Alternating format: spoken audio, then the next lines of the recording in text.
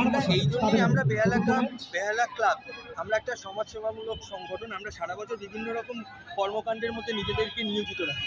আর এই জন্যই আমাদের এই এত বড় করে আকারে একটা টুর্নামেন্ট করছি, যাতে আমরা চাইছি যে আজকালকার দিনের যে নতুন প্রজন্ম তারা যাতে এই অ্যাডিকশান থেকে, এই যে মোবাইলের যে অ্যাডিকশান সেখান থেকে বেরিয়ে এসে যাতে মাঠে আসতে পারে।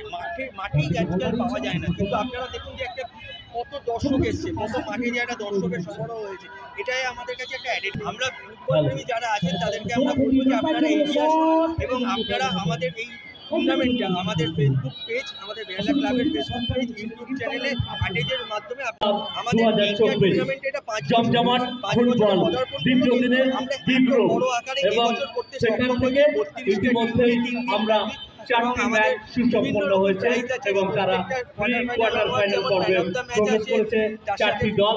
অপরদিকে পঞ্চম ম্যাচ নিয়ে আমরা উপস্থিত ফ্রেন্ডস ফর রিভার এবং অপরদিকে 40 অধিনায়ক অনুরোধ করবো আপনারা দলসহ মাঠে প্রবেশ করবেন।